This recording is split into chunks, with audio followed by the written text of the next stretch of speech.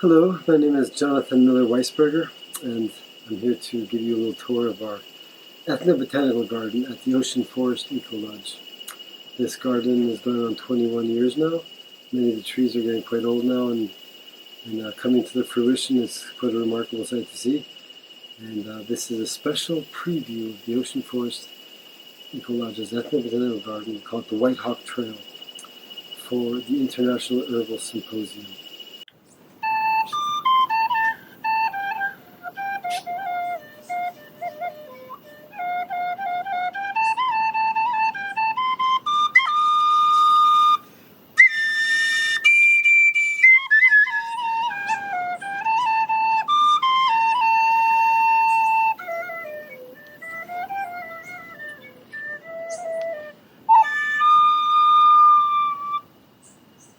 Here we are at the Ethnobotanical Gardens at Ocean Forest Ecolodge on the Osa Peninsula of Costa Rica. And we are going to have a look around. Excellent. At the Ethnobotanical Gardens, what fine botanical treasures we could go so far as to say we have here in cultivation. Excellent. This tree here, the signs need a little repair that's coming soon, and the poor guy's getting choked, but we're going to fix that. But this is the Caliandra angustifolia. It's the Yaku Yutsu, Caliandra angustifolia. And this here tree, it's a leguminosae, mimosoideae, and it has beautiful pink flowers that come out. It's I have not myself yet seen it growing native in Costa Rica, but my Boruca Indian elder friend, Don Nemo, he says that in the savannas near the town of Boruca, it grows quite abundantly. But I have a feeling it might be a different species. This one here is native to the Amazon. It's the Caliandra angustifolia. Some people who are interested in traditional Amazonian medicine refer to it as Bobin Sana. In Ecuador, it's Yaku Yutsu. It has beautiful names, and there's a lot of mythology related to this tree. You can talk about just this tree for a half hour. When does the flower come out then? Like right at the change of seasons, when the rainy season begins. Usually right now we're not seeing flowers here. There's lots of small little plants starting to grow up actually. And we're going to have to come and uproot and transplant. But this tree has a lot of uses on many levels too. On one hand, it's used in the spiritual disciplines of indigenous people. They do diets with this tree. Okay. And the reason why they do diets with it is to gain the strength of the tree. Because this tree grows, you can see it in the fast flowing rivers at the base of the Amazon. When it takes hold sometimes in some places, you'll see several of these trees sticking out literally the middle of the river. Right. And so the natives see that as the strong river flowing around this plant. This plant alone just holds on. And so it shows the power and the strength that this plant has. So it's dieted. The natives, these practices are losing grounds in this time and age, but generations back, the native people of the upper Amazon would fast and do diets with this tree, certain dietas, and they would gain spiritual strength from drinking this. And other uses are the leaves are massacrated and used for the hair. It's like a conditioner, hair conditioner, and it's very good for hair loss too, because it's a very thick, matty root. So it's good for soil erosion too, for restoration projects near the banks of rivers. This is a very good tree to plant because it's relatively quick growing to help prevent soil erosion as well. This interesting tree is called Flores. It's of the Lecythidiaceae family, which is the Brazil nut family. Lecythidiaceae is a fascinating family because many of them are very highly rich in different types of oils. This tree here is from the Amazon as well, but here in Costa Rica there are native species of this. This is Grias, the genus, the species Muberthia, Grias muberthia. And I've seen wild ones of these in the forest here, but with small seeds. This is a large seed, and some of these have been domesticated by the indigenous peoples of the Upper Napo. It's called piton. It has an edible fruit, but it's also an emetic, and it's used amongst the Siakopai as a vomitant. They call it kanse. And you can drink large gourds and you vomit. It cleanses the lungs at 3 in the morning. It's served on by an elder who doesn't have any laziness, goes on the water, and he gives it to the person. You drink, vomit. And all the cheese comes out of the belly, and you feel really good the next day. Also, there's a lot of mythology related to this tree. The leaves are used, they're steamed or boiled and then dried, and they become like cloth. It's like a cloth leaf tree. Okay. The natives would line their baskets with it and put another basket inside to make it watertight, like storage containers for their clothes and things. Okay. And so it's believed to be associated. It's considered one of the sacred trees too. This tree, and has association with different spirits, in particular like mothers. They say of compassion. It's a tree that the spirits of compassion, the mothers of compassion that live inside the cliff faces, they were influential in creating for humanity to live. The ancient tribes, this tree, a lot of the ancient tribes of the Upper Amazon survived thanks to this tree because food, clothing, and medicine. This is they're considered a sacred tree. You know, Nice. the piton tree.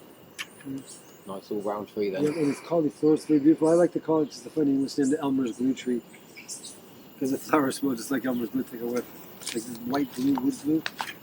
What did you say? For sure. So here we have a very interesting tree, Browniopsis is the genus. There's different species. I'm not sure if this is Ucayalina, but it's another tree that's found throughout Central and South America. There's different species of these.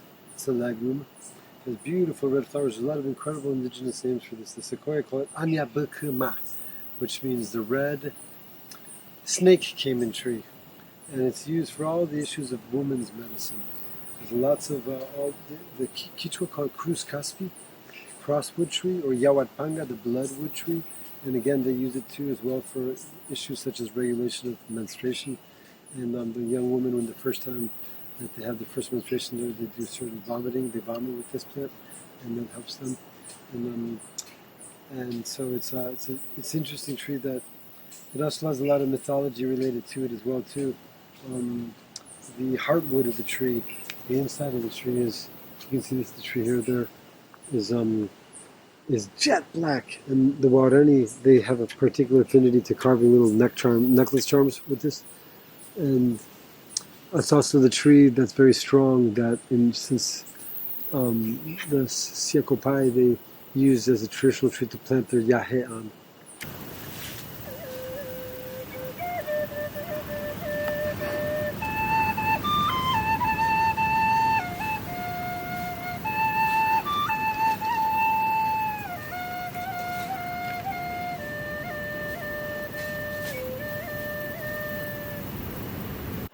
So here we have temple bamboo. At the Ocean Forest Ecolodge, we've been collecting bamboo varieties, and we have quite a few. We have temple bamboo, a Buddha belly bamboo, we have a black bamboo, we have different bamboos that can be used for palm parts to make ceviche with and salads.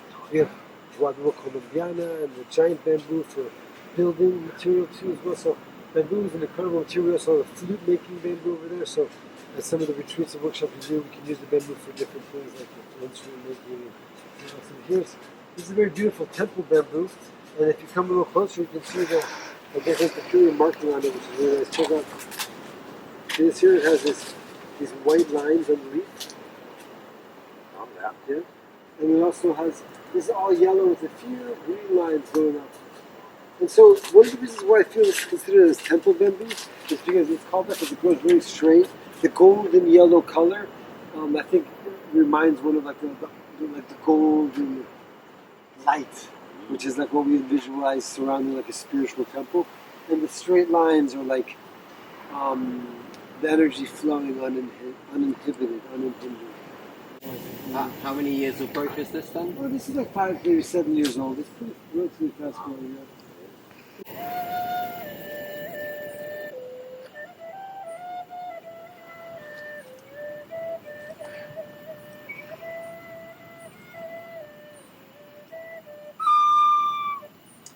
Here we have the Morete palm. Growing royally legally before the Lapa Lapa Lodge, the main lodge, the Yogashalla here at Ocean Forest. And the Morete palm was considered by Humboldt, Alexander von Humboldt, he called it the tree of life, even though it's a palm. It produces abundant fruits. All the animals live off the fruits of this palm. And it's also an important palm in many different indigenous cultures and traditions because they use the young palm's leaves. The young palm leaves are used, they're dried to make what they call manya. and the sequoia wear it on their arms. The sequoia only wear it this long, up to their elbows, but the kofan wear it all the way to their wrists. They wear long, hanging palm fibers on their arms as part of their way of life, the ceremonial life. So it's considered to be it's a very important palm for food. It's food security for the people, for animals, and it's also part of the ceremonial life of the people as well. Here we have the most beautiful tree. Here's all these leaves on the forest out of this tree. This has like a compound leaf, but there's two leaves make each leaf. And what does that look like? Kidneys, right? So these leaves, this bark, this is an amazing tree. It's one of the great trees of the rainforest too. It's the guapinol tree in South America known as Soho, or Asucarguayo, or Algarobina.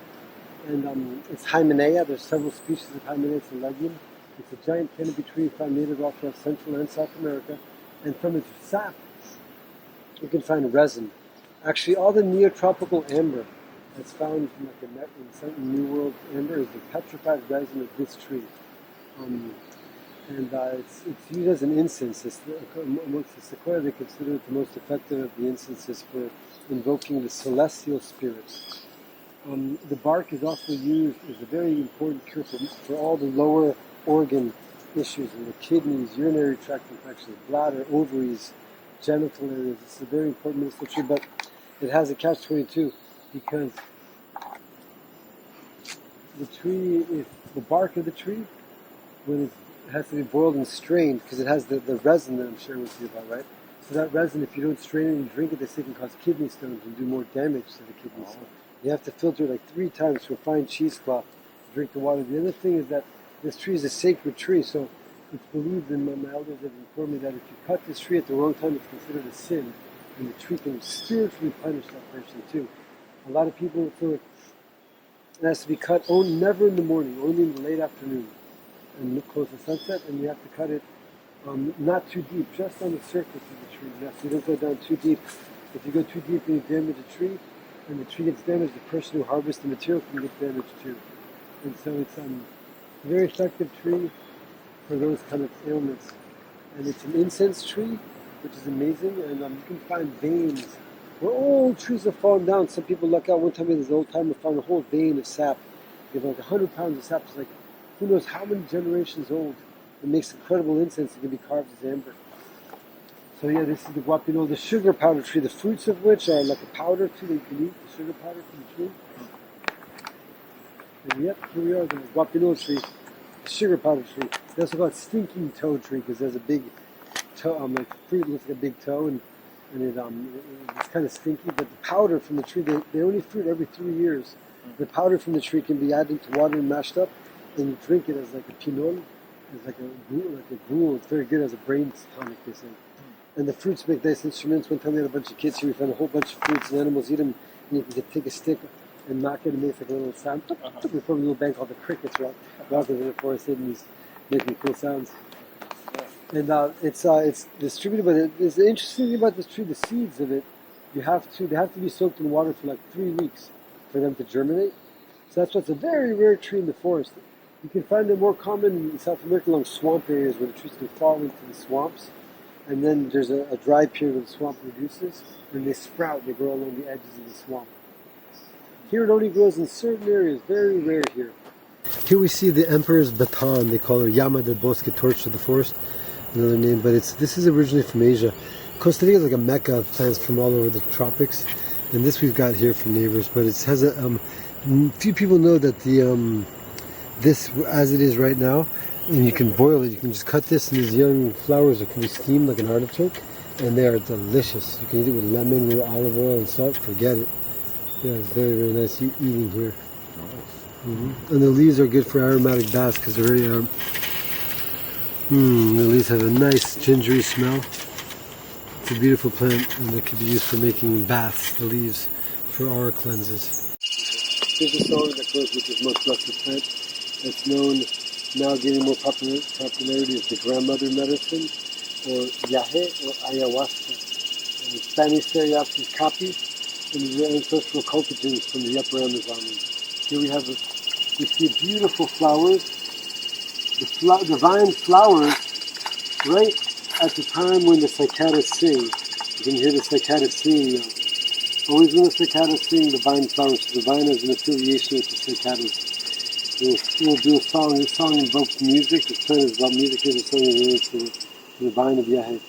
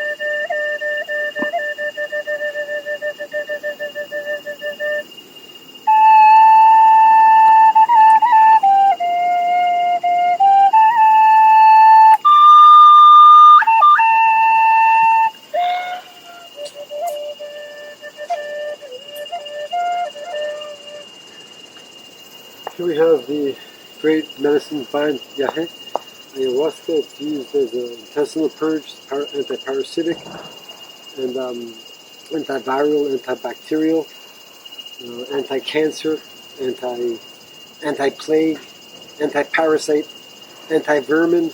Anything negative that does harm to humanity, this is against it and takes care of that. And it's a very powerful, very sacred medicine. There's lots of traditions related to this. And in my book, Rainforest Medicine, I speak extensively about the cultural implications, the far-reaching cultural and spiritual implications of the sacred plant medicine of Ayahuasca. So if anyone interested in taking it further, they can see my book, Rainforest Medicine, Preserving Indigenous Science and Biological Diversity in the Upper Amazon. Here we have the most amazing tree, the cacao. Recently I was invited to contribute an article to the book The Mind of Plants, and I contributed an article about cacao, and that's up on our blog on oceanforest.org. You can see the blog there, an entry about cacao, the world tree, and our planetary mission. And cacao is quite an amazing tree. There's so much we don't know about cacao. It's deeply rooted in the ethno-cultural history of indigenous tribes of Central America. The Olmec and the Maya believe that humanity was created from cacao. And in the Popol Vuh, the Mayan creation, the holy book of the Quiche Maya, there's accounts of cacao. It's quite amazing and beautiful ancient art too. There's accounts, there's ceramics that show cacao being exchanged between the god of agriculture and rain, Chak, and the goddess of fertility, Ishchel, and medicine. They're exchanging cacao. And cacao is well, we most commonly know her for the chocolate product, which is kind of like a confetti, basically, but truly the cacao is a superfood. It's rich in magnesium. There's a whole array of amino acids and nutrients that are found in cacao. It's believed to help people with certain types of diabetes. It regulates arterial pressure. It's good for the heart. And it's a tree that's very akin to humanity in that here, this one's kind of, just growing on its own accord, but always when it grows, the first sprout comes out with 5 branches. So it's like the 5 fingers of the palm. And it has 5 ridges too as well. And it's so it's a plant that's believed that here we can see the glyph of cacao. There's the Mayan glyph. It's a face looking up at the stars for the ear is a fish gill, and there's a fish gill in front of it. And Cacao means in Maya 2 fish, and it relates to the story in the Popol Vuh of the hero twins that were transformed into fish at the time when the cacao was born. And also it's believed that we could maybe understand it as like the cacao, like the fish fin helps fish swim through the currents of the rivers. The cacao helps humanity swim through the current of life. There's the blog entry, if anyone's interested a little deeper with the cacao, please do check it out on our oceanforest.org blog site. It goes into the origins of cacao and the diversity, the biological diversity related to cacao. Cacao is fascinating to me in the sense that it is, of all the plants of the regions of mega biological diversity, it's the one that has gone out the farthest. And so we could say it's the representative or the spokesperson for biological diversity. And cacao is born in the wettest, most biodiverse regions of the planet. Here we are, Theobroma cacao. This beautiful vine is Manso aliesi, known as ajo sacha, which means forest garlic, or the juco de ajo here in Costa Rica. Wigagen, what do you call it? Sensibique. You can see the sequoia. Sensibique is the smell of the wild boar vine. And it's a medicinal vine that's really good for arthritic pains. It's really good for like decongestant. You can drink it for like colds, fevers. It helps break a fever. It's like garlic, antibiotic, antiviral, similar to garlic. We could also, with the leaves, we steam fish here, the beautiful leaves of the garlic vine. The flowers, when it flowers, it's amazing. I actually published an article years ago in a book by the herbalist Stephan Bunner. You heard of Stephan Bunner? He's got quite a few amazing books written. There's one that he wrote, I think it's called, one of his earlier books, I forget the title of it now at the moment. I think it's called maybe Sacred Plant Medicine, maybe something. I think it might be. One of his earlier books, he invited me to contribute an article in it. I wrote an inspired article while I was at the tip, a bow of the canoe going down this remote Amazonian river because we came across this vine. I was late on the deadline and I had this big choice of food. I was just handwriting it on the way down the river. And we came across a giant garlic vine in flower. And the smell, you can smell these vines like way before even seeing them because the smell hangs low and drifts long across the river. And here too, once a year when they flower, the whole campus smells of like a very sweet, but with a tinge of garlic. It's like a lavender, dense smell that hangs low and stays around. It's quite impressive to smell the garlic vine. And yeah, so it's for food. It's medicine. The Waorani natives believe that it wards off snakes. That snakes, when they come close to the house, if this is growing, their teeth hurt and they go away. Poisonous snakes. And, so it's also a plant that's dieted amongst the different traditions of the spiritual traditions in Iquitos and Peruvian area. They diet the ajo sacha. They believe that a small parakeet is the spiritual representative. A green parakeet is a spiritual representative of this vine. Here we have a Guaanabana. It's an Annona muricata of the Annonaceae family. Guaanabana is an amazing antioxidant-rich fruit, and you can get quite a bit of fruit juice out of one of these, as you can see. And the leaves are used medicinally too as well. Throughout Peru, they have acclaimed anti-cancer properties. It's a beautiful, it's an amazing tree of the neotropics, one of the most famous fruits, you could say, or distinguished fruits of the tropics, just because of the deliciousness of its pulp and like the remarkable appearance of the fruit, those little spikes on it. It's the Guaanabana. Little bit do they know that the famous tree that hauled in the Spanish conquistadores looking for the cinnamon forest of the upper Amazon, they went right past it and down because they never found it. But this is Ocotea quijos. It's the Amazonian cinnamon. And they didn't know that it's a rare forest tree, like most trees in the megabiological diversity regions of the upper Amazon. You don't find pure groves of trees, just scattered individuals growing quite distributed and separated apart. So this is a tree that is symbolic of the tropical wet forest, which is the most species-rich tropical region on the planet. At the base of the Andes, there can be over 350 species of trees in a hectare there. And this is Ocotea quijos, like I said, lauracea, which is the same family as the cinnamon that we know of, that comes from Asia, that we have growing here as well. But this is the Amazonian cinnamon. And the leaves are up pretty high now. But it produces a little cap, a little Chinaman's cap. And those caps are sold in the market in Ecuador and the Amazon regions. And they're very nice for making cinnamon tea. The bark can be used as well as the leaves. It's more spearminty but really richly flavored too. It has an amazing aroma. Well, thank you so much for coming with me through the garden here. This garden has, like I mentioned, been here about 20 years now, and we have well over 300 species of useful plants, ranging in categories from medicinal plants, entheogenic sacred plants, ancestral cultivars and ethnobotanical treasures, wild plants of different fruit trees. In our extended property up on the hill, the permaculture garden, the Cocotera, we have a whole other array of fruit trees and useful plants and vines. So It's the collection grows, and we have a seed bank where we're protecting these rare, some of them rare and endangered plants. Ethnobotany is the relationship between people and plants, and it's also a science that comes forth to ameliorate human suffering. My particular passion has always been with plants, and I feel that they play a vital role in helping humanity reweave, I like to say, ourselves back into the web of life. Once we know a plant, we feel a connection with that plant. We're no longer like isolated.